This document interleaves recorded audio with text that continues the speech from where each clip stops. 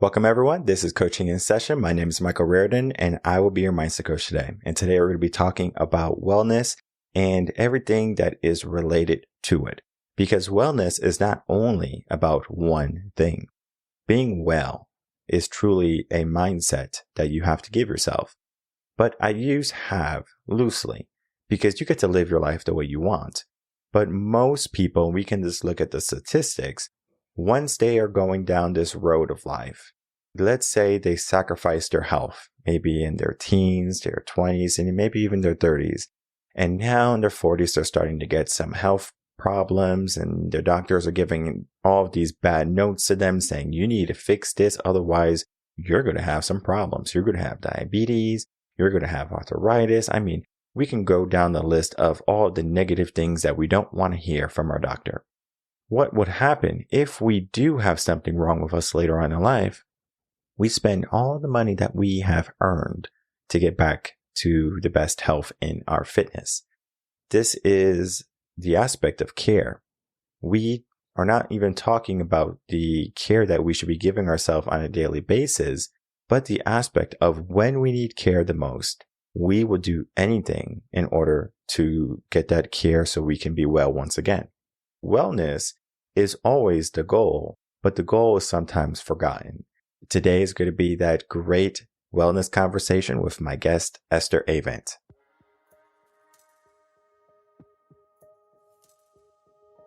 Welcome, Esther Avant, to Coaching in Session. How are you doing today? I'm doing great. Thank you. How are you? Doing well. Thanks so much for coming on. Today, I have you on as a wellness coach. We're going to be talking about your work.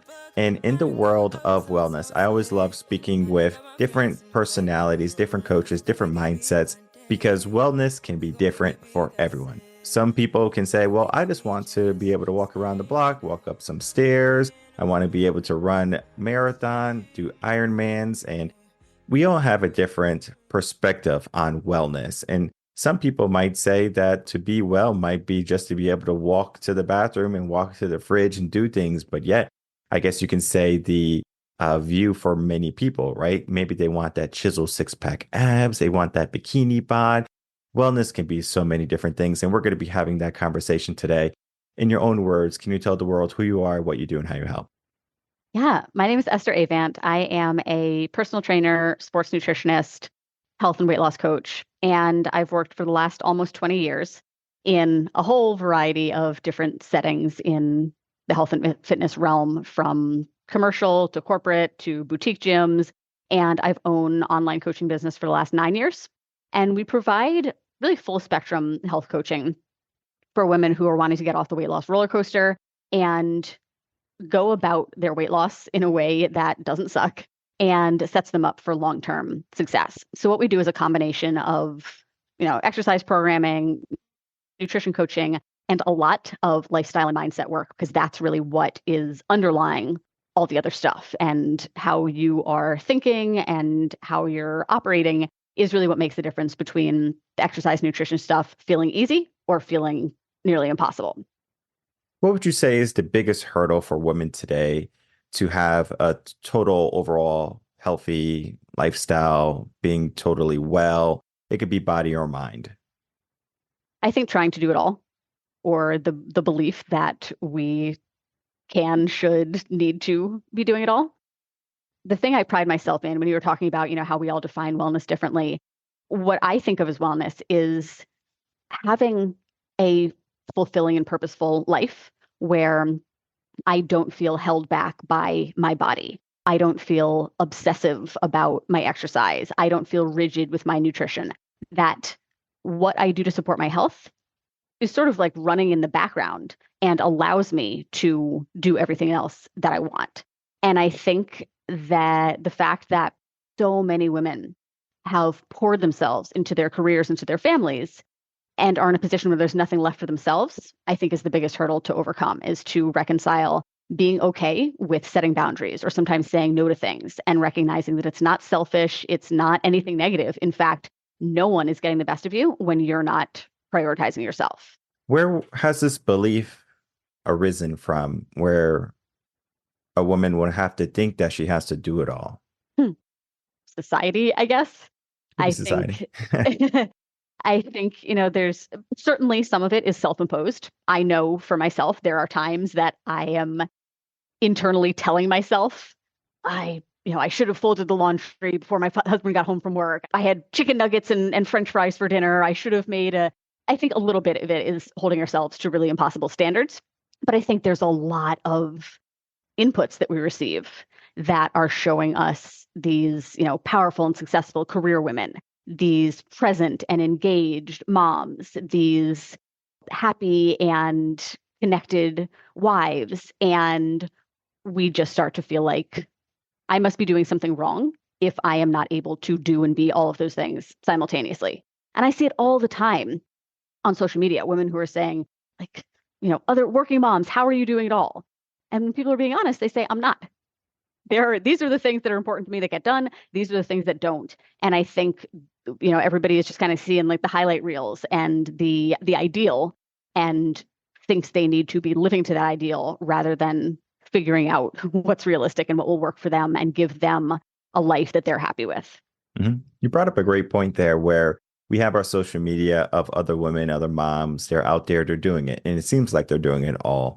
And when someone asks, like, how are you doing it? Because they might be struggling to do it all, then the person's like, well, I'm not doing it all. So the reality of social media is maybe a lie, if you want to call it that, where everything seems perfect, but the reality is, we need help. We need sometimes guidance. And this is where, coaching comes in, I believe, because if we can have a coach that we can rely on to help us out, then it's almost like we can delegate some of the work. We can take something off our plate and even off our mind, because if we're worried about every little thing, it's like, okay, I have to worry about this, I have to worry about that. And then this is where the impossible standards that we are going to be giving ourselves, and this doesn't even have to be for women only, it could be for anyone, where we just say, well, we have to do this, we have to be this type of person.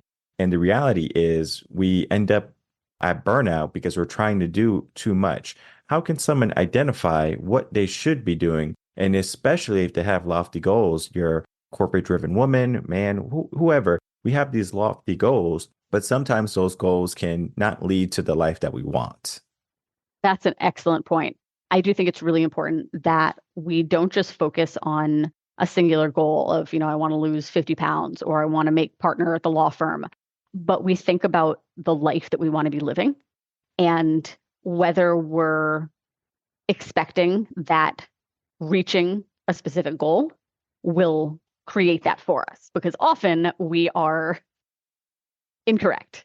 A lot of times, we tell ourselves, if only I were back at my pre-baby weight, then I would be happy.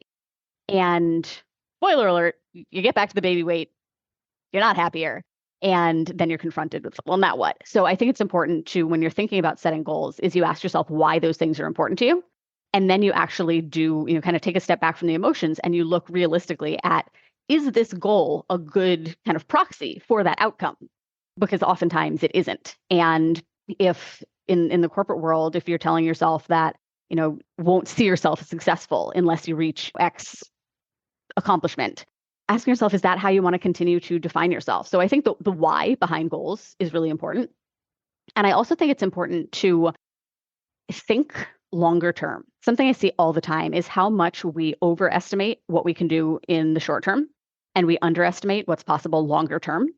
So instead of this feeling that I need to do everything in all areas of my life right now, giving yourself the opportunity to plan way ahead. Start thinking, instead of, where do I want to be by this upcoming vacation? Start thinking this time next year or in 3 years or when my kid graduates or, whatever it is, thinking longer term. Because when you have more time, you can really go about something in a healthier, more sustainable, more successful way. And what I've learned is that the people who are accomplishing really impressive goals are the ones who have that long-term focus. And they're not saying, how much weight am I going to lose this week or this month? But they're saying, if I want to ultimately be able to retire and hike these mountains, what needs to change between then and now so that that's possible for me? And they reverse engineer based on where they want to be, and they allow themselves the time to get there. I want to backtrack a little bit, and I want to talk about the why, because the why is going to be different for everyone. For example, if you have children, you might say your children are your why, but maybe you didn't have children before, right? And that's all of us. So what was your why initially? It's easy for a parent to fall into the trap of my child is my purpose. I live for them. And it's a good mindset to have. They can definitely drive you to do great things in life. But sometimes the why is going to be driven from an outside stimulus, right? We see our social medias as we were talking about. We see other people and we say that we have to have this too. And sometimes we fall into the trap of going after something, finding ourselves at the end of it, and we're not happy. As you said, that we can get to our pre-baby weight and then we find that we're not happy. Why do you think the why is so, the word I want to use is deceiving? Because we can think that this is for me. I was supposed to climb the corporate ladder and then we finally get there and we're like, this is not what I truly wanted. So how can we start to direct people into a direction where they can be confident that the why they're going after is for them? Excellent question. I think part of it is the willingness to get deeper. And I'm sure, you have heard, and most of your listeners have heard about kind of the 5 whys exercise, where essentially you take on the role of a very annoying toddler. And every time you answer the question, why is this important to me? You say, well, why is that important? Why is that important? The idea is that you're getting deeper and deeper and you're getting closer to the root of what's really driving you. That's what takes you from, the number on the scale to feeling better in your clothes to confidence to whatever is kind of at the core. So I think it's important to kind of pester yourself and ask those tough questions. Why is it that I want to get promoted? Is it because, my whole life I've been a people pleaser and this is what, my parents instilled in me is success? Or is it because I grew up without, financial stability, and to me, I won't feel safe until making however much money? There's a lot that usually comes up when you do this digging. And I think that's really important. I think the other thing is to recognize that your why is going to change. And you touched on this with, becoming a parent and things like that. I see it all the time when generally we start to work with someone who's in, pretty negative space. They're feeling desperate. There's like an urgency to do something. I can't keep living like this. And you see that initial success, and then the urgency is gone. What had previously been driving you was your clothes fitting better or being able to sleep better because you're not stuffed after dinner. Once that's resolved, this is when I see people sort of floundering a little bit, where they just feel like, I don't know, I'm not as motivated, or I can't really, I'm not giving it as much, and I don't know why. And it's because what was driving you 15 pounds ago isn't driving you now. And generally that's a sign that you didn't get deep enough in the first place because you were so focused on like, put out the present fire. I can't even think about the rest of the house. I think to have these conversations with yourself, maybe have a journaling practice or a monthly check-in where you actually ask, okay, what kind of progress did I make? Do I still feel like I care about these goals? If not, what do I care about? If so, why? And making sure that you're always connected to something more emotional than the surface level stuff. And that may change from, especially in the weight loss sense, as you go from, I want to be able to, bring my groceries in without being winded. I want to be able to go up the stairs without my knees hurting. Check those boxes.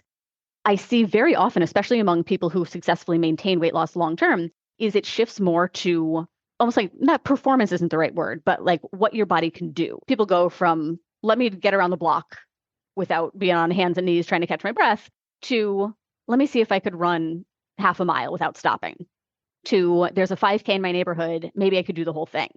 So it's going to evolve as you evolve as a person. And I think the recurring check-ins with yourself is so important. I love that. When we look at the aspect of wellness, we can really get into what wellness truly means, I believe, because many people, they wait for the anxiety to overwhelm us, the stress to overwhelm us, for that urgency to finally say, hey, we need to pay attention. We can look back 15 pounds and we're starting to go downhill, we're starting to decline, and we're like, something is going wrong. Maybe it could be self-sabotage because you're like, I need to lose weight, but then you get home after work, you're stressed. There's a lot of problems, and guess what? You have Ben and Jerry's in the freezer, ready to help you out, get you through the night. But then we are getting further away from where we truly want to be. Is wellness understanding that some days are not going to be good? Some days are not going to be everything went perfect. It's those bad days. And then also how we operate in those bad days, because I don't know if you ever heard about this. I'm going to have a self-care day. And the self-care days turn into something that's just, a habitual thing that you do every single time you're not feeling well. What are some practices that we can do when we are not our best selves? You bring up an excellent point. And this, I think, almost everyone I talk to identifies as an all or nothing person. And it's problematic for a lot of reasons, not the least of which is when you don't have the oomph or the ability to give all, like, well, why bother? I think one of the most important things that you accept and embrace and drill into yourself is it's not about perfection. It's about giving your best day in and day out, whatever that looks like that day. Some days it's got out of bed and I made it to the couch. Okay. Some days it's a walk. Some days you do all the things. But if you only show up on the days that you can give it all, you're showing up very rarely. And I know from my own personal experience, from hundreds of clients, that it is possible and it is better to get better results from doing your best most of the time. And that, some days it's 40%, some days it's 60, some days it's 90. It all kind of evens out if you just keep showing up. Bring him in. Bring him in. I You said you can love come. kids. Bring him in. He's part of the show now. You can put him on your lap. We can talk. If you are a audio listener, we have a special guest coming in on Esther's side. Your son. Yes, this is my son, Mattis. He's 5, and he has a week between TK graduation and summer camp starting. So here we are. I Awesome. appreciate your flexibility. Of course, I have a little one. He's 2, one on the way. We love family. We love kids. I used to be a teacher. If a child ever comes on the podcast, I say bring him in. You don't have to hide him. I Be love it. proud That's so of your exciting. moment. Congratulations. Be Yes. proud of your moment. Be proud of your boy. The other piece of this, I think, is a skill that I refer to as compassionate ownership, which I think is the solution to living in extremes. And that is, I think of compassion and ownership on opposite ends of the same spectrum, where we always need a combination of the two. And we just get ourselves in a position where we live at one or the other, where we're overly forgiving with ourselves, and we kind of that self-care day that turns into every day, we give ourselves way more grace than we should if we have something that we're trying to accomplish. So that's one side of it. The other side is this really kind of like militant, hardcore, no days off, anything less than perfect, everything is your fault, that sort of thing. And ultimately, we need to be able to kind of float back and forth between the two. We need to give ourselves the same empathy and grace and understanding that we would give another person, because you're not perfect and you're not going to be, and it's fine. So when you do slip up or err or don't do as well as you thought you would, you need to be able to give yourself grace for that and treat yourself with compassion. And also, you need to recognize that this is my life, these are my goals, and if they're important to me, I'm the only one who can do the work. Coaches like us can guide you and hold you accountable and educate you and support you, but we can't do the work. And at the end of the day, you need to be able to tell when you need more compassion and when you need more ownership, and to apply those skills accordingly. Mm-hmm. Right before you took over that segment, there was something that popped into my mind, and I know it's going to pop into the audience's mind, because there was going to be something that needed clarification, because we look at the moments when we can understand where we are. For example, if we can only get to the sofa today, that's where we are. But it's difficult for us to look at our situation and then look at someone else's situation, and we can just get to the sofa today, but they're able to get to the top of the mountain. We start comparing ourselves, and when reality, even though we know that we shouldn't compare ourselves with other people, we should compare ourselves with ourselves, maybe the person we were the day before. This is going to be a strong mindset tool that you can utilize to help you make progress. Because if you even give yourself this aspect of, well, yesterday I was like killing it, I was kicking butt, and now I'm here. I like to think of it as, let's say you're building a sandcastle. And I know this is kind of like, far off for adults, but you're building a sandcastle with your kid or something. A wave comes and boom, the sandcastle is gone. The kid starts crying. Oh, my castle, we worked so hard on it together. You can console the child, and you could say, well, like the wave came and it's okay, like we can rebuild it, or you can just start rebuilding it. And that type of mindset, when you just start doing it, it creates something like systematic in your life. Oh, something went wrong. Let me get myself back up. If you fall, typically you're going to say, you know what? I'm going to get back up. You're not going to like lay on the floor and be like, I'm on the floor. This Like, is what it. do I This is do? where I am. You Yeah. get back up. Sometimes we have to give ourselves this idea that even if something bad happens, like we have a fall, our sandcastle gets, knocked over, we have the ability to do it again. And I just like to link it to life, because if you have life, if you have the chance to be worried, to be anxious, to be stressed, and that means you also have the opportunity to make a difference. So when we start to look at the difference that we create, do you find that the difference is more for ourselves or maybe for the people around us too? It could be a combination, but which one do you think, if any, is more powerful to an individual? Oh, hands down, yourself, your thoughts, largely because that's the only thing you can control. You can make an effort to, shape your environment and surround yourself with people who support you and encourage you and build you up as you should. But at the end of the day, you can't control what other people do, how they're operating, what they're doing, how, what results they're getting, any of that. What you can control and what makes a much bigger difference than most people realize is how we think. And I have an excellent example of that tied right to what you were just saying about, just getting back up again, just starting, just continuing to move forward. I was coaching a client on this just the other day where we were talking about setting some boundaries around how often she was going out to eat.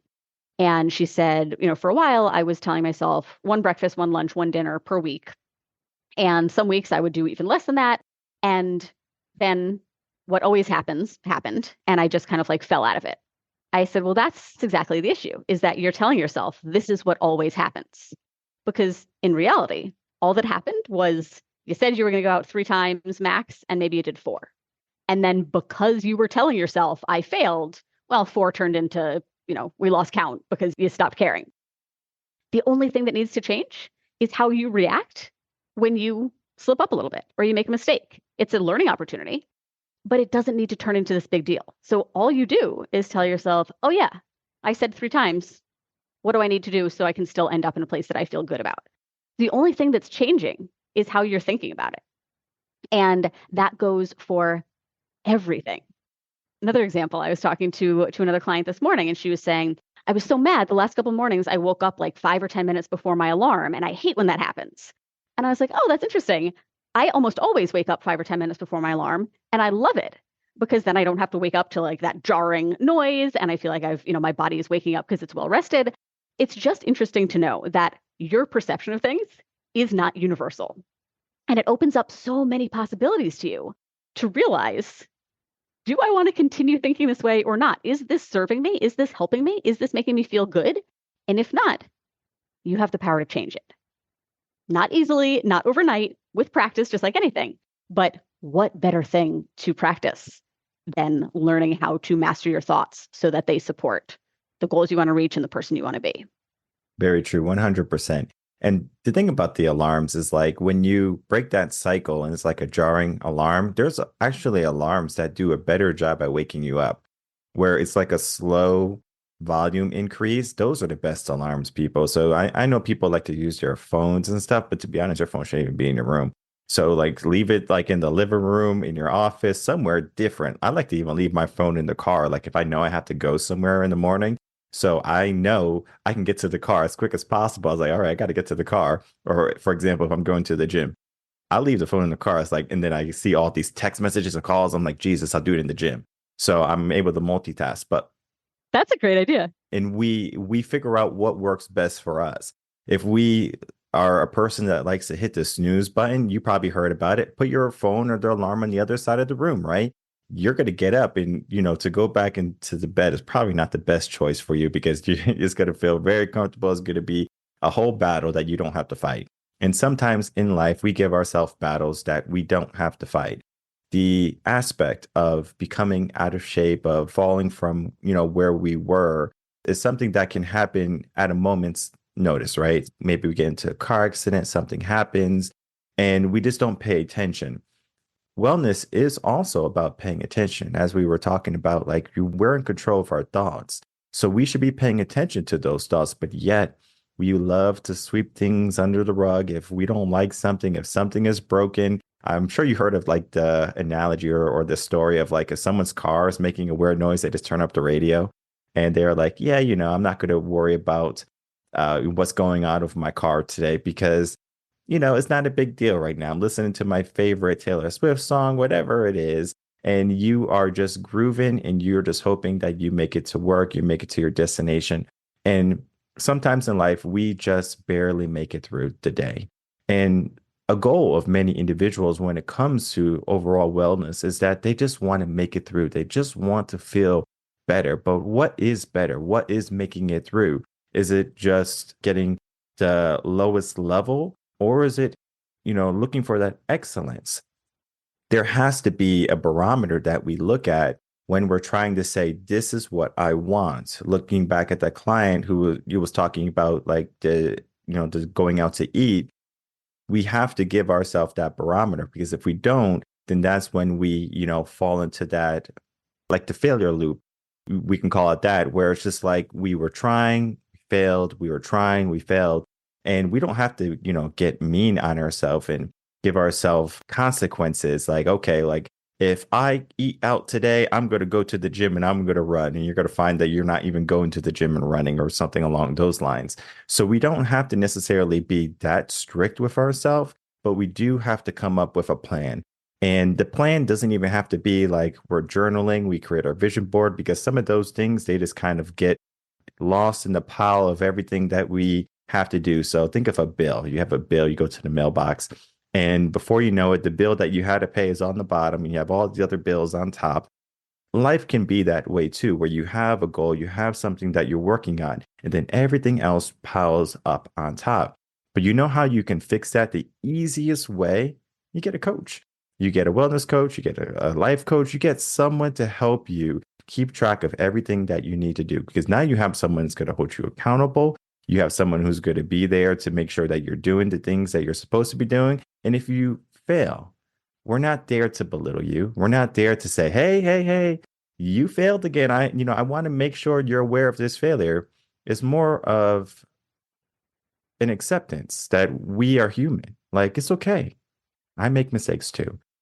But many people, they fear letting themselves be vulnerable.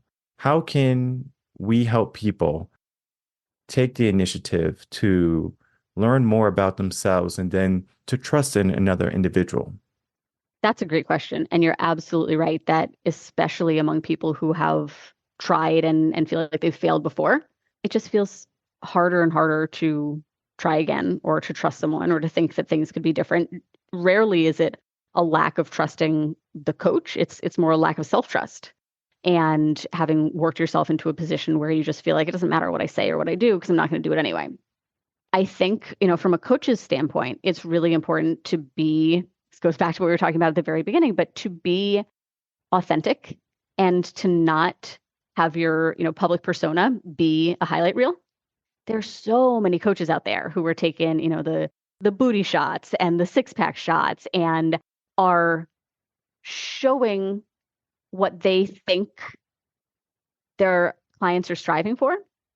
And I guess in some demographics that may be, but for just like regular people who want to have the energy to play with their kids and who want to be able to retire and still travel and just, be off medications and not die of a heart attack and stuff like that, that's not what they want to see because that feels impossible. It feels out of reach. They want to see something like this, where you have a working mom who has a kid that climbs on her lap in the middle of something and you just keep going. You want to see somebody who's relatable and who you're going to say, I feel like this person gets it. He understands where I'm coming from. And like you said, won't shame me, won't make me feel bad, but will actually help me. Because to your point, if, all those other demands on our time, all those other stressors, they're not going anywhere. So if we want something to change, what is it going to be? We have to actually make a change. And you're right that working with a coach, now you've got the financial investment, you have somebody else who wants to see you succeed. And most importantly, is going to help you figure out what's been happening, what's been tripping me up, so that you start to see all the kind of shades of gray instead of just the black and white. So I think for us coaches, it starts with being real and showing the good, the bad, the ugly, and talking about how we've helped ourselves and showing that we're real. And I think podcasts, long form content like this helps a ton because on, your shorter social media platforms, it's hard not to just give a highlight. But with something like this, where you can actually have a conversation, you can get to know someone. I feel like a lot of the women that I talk to have listened to my podcast before they reach out, and they get a feel for me. They feel like that's a nice person and she seems like she can help. Like I connect with her. So I think that's a great way to warm somebody up and help them feel more comfortable asking for help, because that's not a comfortable thing either. Yeah, having a podcast is a tremendous value, like for individuals to come in to learn about the coach. Because if you're calling someone that you've never heard, you just found them on Google, like you can be a bit skeptical. You can say, I don't know what their personality is, etc. And I mean, I have so many episodes myself. You can, catch me on my good days and catch me on my bad days, but the character is going to remain the same. And I even have other shows where I'm pretty spicy. So people don't like me on that show. But it's perfectly fine because I do it for the yin and the yang, because mindset is not always about everything that's wonderful and everything that is good. There's going to be things that we have to pay attention to. We can do any aspect of the pros and cons of something, or the good and the bad. For example, fitness. It feels good to be fit, but then to get fit can be daunting. It could be very tiring. It could be scary even, because now your heart's racing, you're sweating, you're uncomfortable. Those things are not necessarily something the mind is naturally saying, hey, I want to do. And then we can Right, even keep look at doing this, different, yeah, and then we can even look at different aspects of mindsets, like David Goggins. David Goggins is like, hurry up and do it and stop being like a chump. I'm gonna keep it PG. That is the reality. So, but he uses a lot more spicy words than that.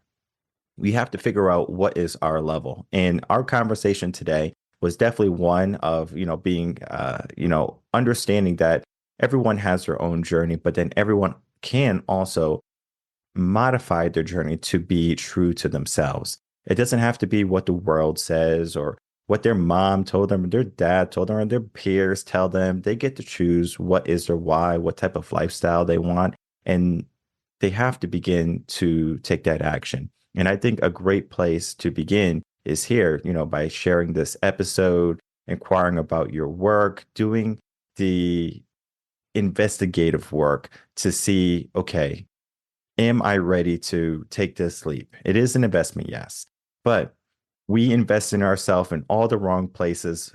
I can't even tell you, like, we can go down that rabbit hole, but we won't. So many people invest in so many of the wrong places in their life when, as you said earlier, when I said, is it better to have yourself kind of as like that priority, or like the other people who benefits the most? And we benefit the most. And it's almost like the aspect of filling our cup. If you fill your cup, you're going to fill up your cup, and then eventually you're going to be overflowing. And then everyone that's going to be in your proximity is going to also relish in that abundance that you're going to be producing, versus you give a little bit to this person, a little bit to that person, a little bit to your boss, your employees. You're going to find that that cup is empty.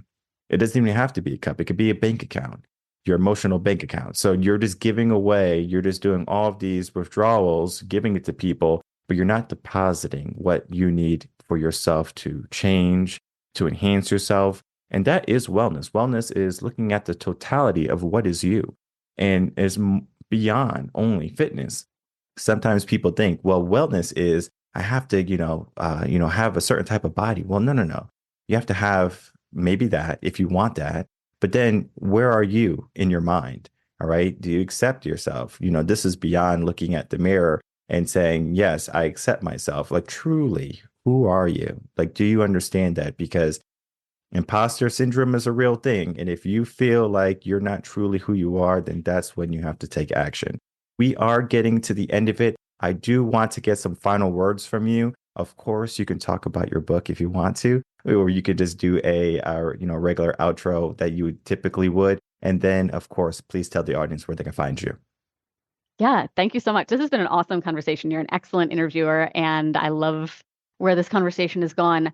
I hope that your takeaway from listening, you, the listener, is that you feel inspired to take action and do something, and that you recognize if you just keep putting one foot in front of the other. Yes, there are going to be times that you veer off to one side, you walk in circles sometimes, you fall down, you go backwards. All of that is normal and it's part of it and it's not a big deal and there's nothing wrong with you. What matters is that you keep getting up, reminding yourself where you're trying to go and striving to get there. As you mentioned, Michael, yes, I have a book. It's called To Your Health, and it's available on Amazon. Speaking of when I was talking about, what you can accomplish in the long term, that was what I was thinking of. Is in December of 2022, I decided to write the book, and now it's a real thing that is in people's hands. But if I had told myself you have 6 months to do it, it wouldn't have happened. But by giving myself the time I needed to do it and do it well and get a publisher and all of that, now it's something that I'm incredibly proud of.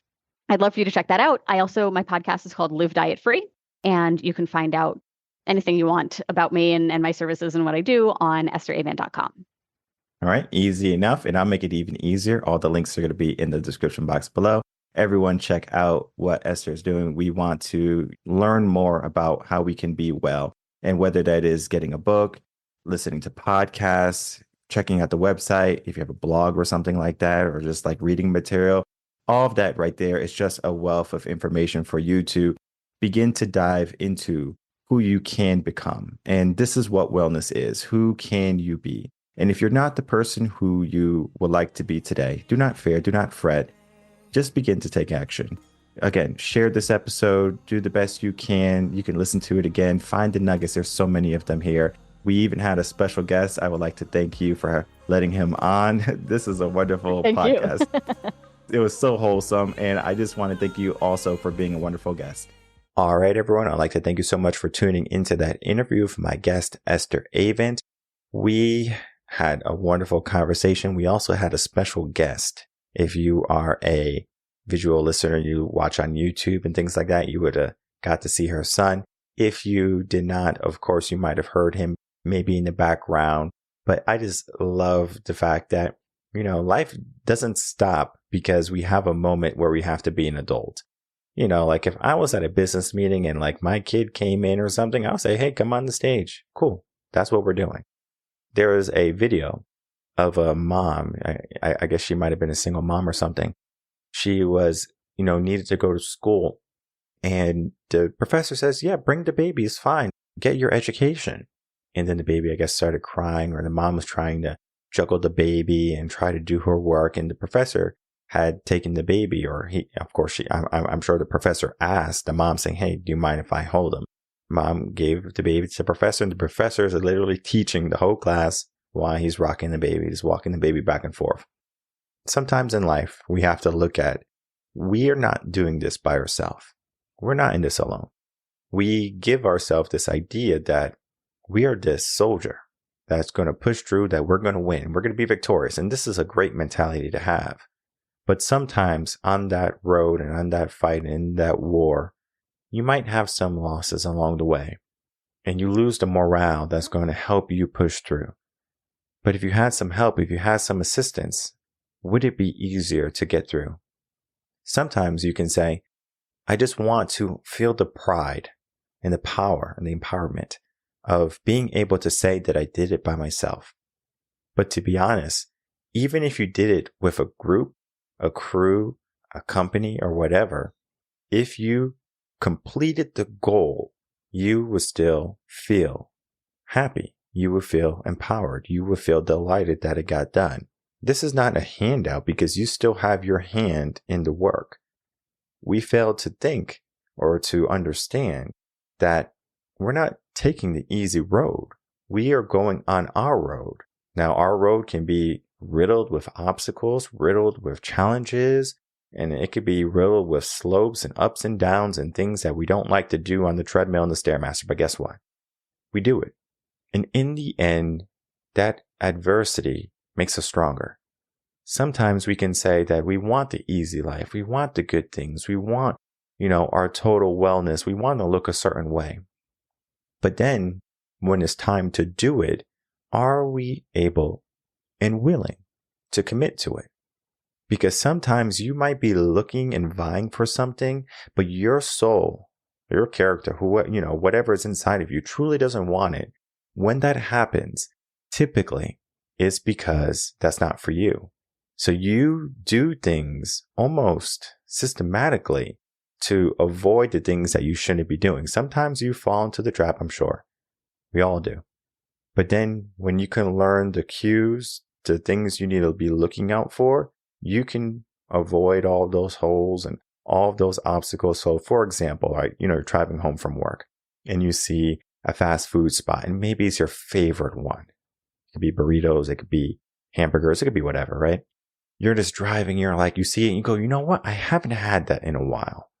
You can just pull over and, go off your routine and you don't have to worry about your meal prep that you did at the home. And I'm not saying that we have to meal prep or anything, but I'm just saying, we're just going down that idea of an impulse. I want this right now. But yet sometimes success is not even the fact that we want this right now. Give it to me right now. It's the journey. In life, we are going to have that journey. We all do. The ups and the downs, the good and the bad. We can appreciate that. We can't have just this wonderful life where everything is good and everything is falling in place for something not to happen. And then for us to say, you know what? Everything is, good and I'm in homeostasis and, I have a pretty decent life. But then you're going to start to look at other people who might have it better. You're going to, give yourself this idea that you can be doing more. But then when something bad happens, you're like, oh my God, everything is breaking and falling apart, right? We can be so critical of ourselves. But the reality is we don't have to be that mean and that strict with ourselves.